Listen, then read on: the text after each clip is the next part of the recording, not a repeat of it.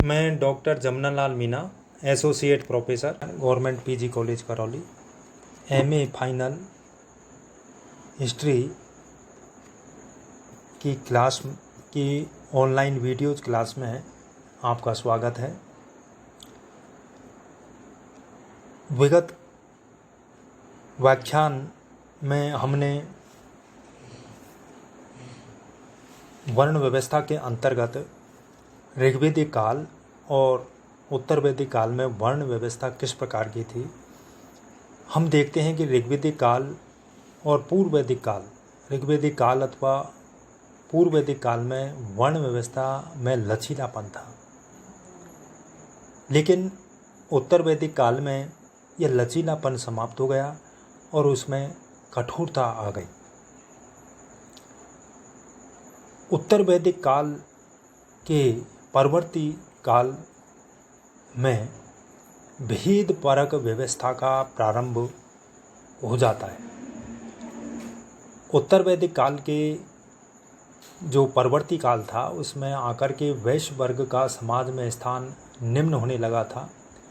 धीरे धीरे उसका स्तर शूद्र के समकक्ष पहुंच गया था।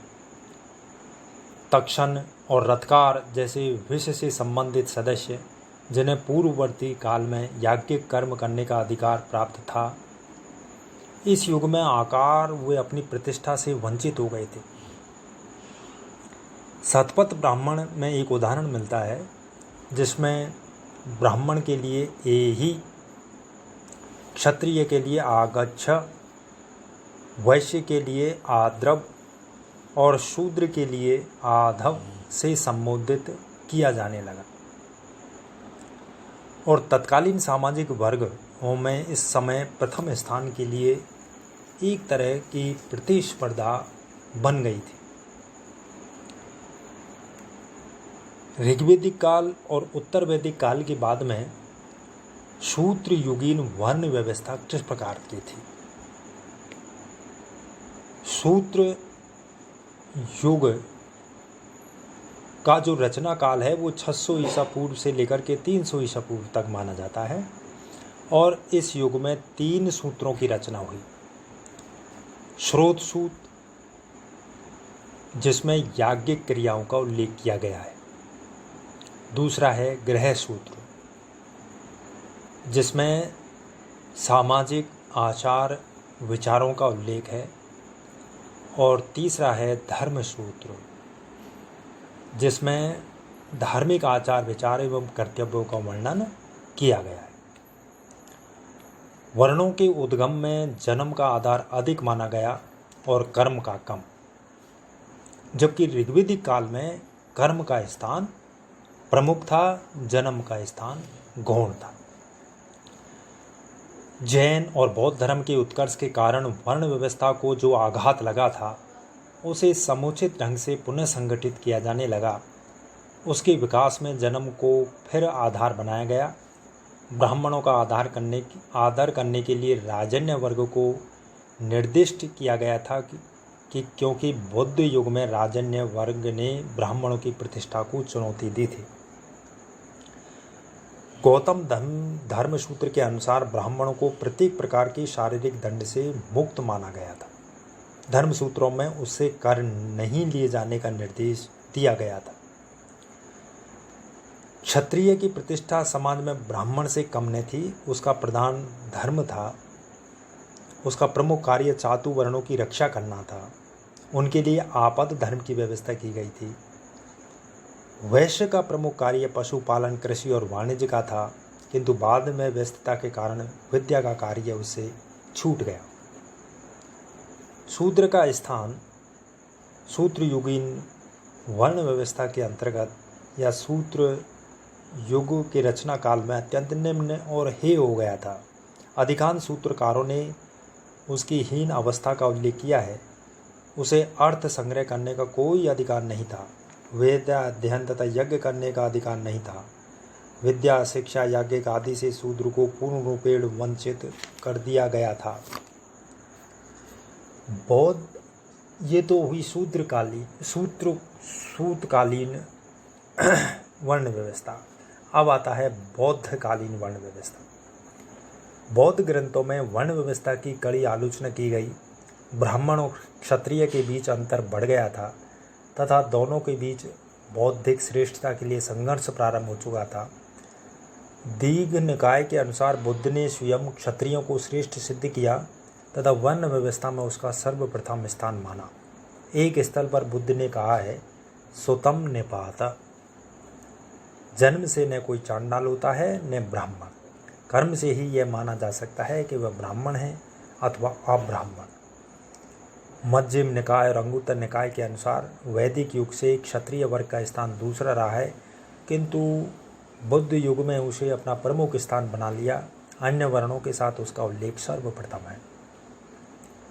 वैश्य वर्ण के लिए बौद्ध साहित्य में गहपति, सेट्टी, कुटुम्बुक आदि शब्द मिलते हैं। सार्थवाह शब्द भी मिलता है। शूद्र की अवस्था प्राचीन काल से दयनीय रही है। बौद्ध युग में भी वह अत्यंत निम्न व ही माना जाता था। ऐसी अनेक शूद्र जातियाँ थीं जो अपने पेशे के कारण प्रसिद्ध थी, जैसे बुनकर है, बढ़ई है, लोहार, दंतकार, कुंभकार आदि विभिन्न शूद्रीय वर्ग थे। ये हुई बौद्धकालीन वर्ण व्यवस्था। तो बौद्धकालीन वर्ण व्यवस्था के अंतर्गत देखते हैं कि यहाँ पर ब्राह्मण और क्षत्रिय के बीच जो है अंतर और प्रतिस्पर्धा काफ़ी बढ़ गई थी।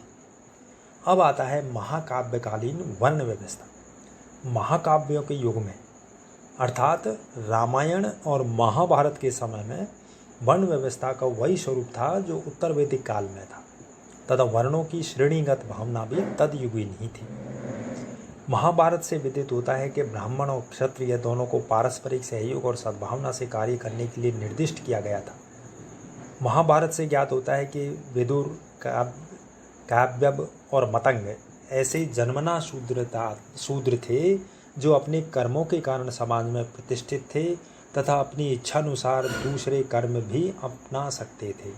इस प्रकार महाकाव्यों में दो विचार प्रचलन में थे, एक कठोरतावादी और दूसरा व्यवहारवादी।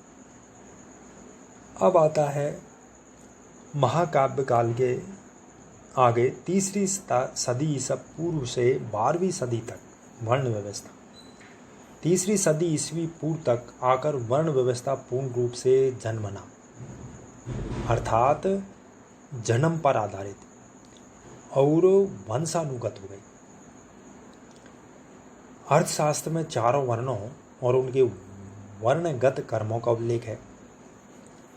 अशोक के 5वें शिलालेख से विदित होता है कि भिक्षुओं, ब्राह्मणों, गृहस्थों, अनाथों तथा धर्मगामियों की सुरक्षा तथा सुख के लिए महामात्र नियुक्त किए गए थे।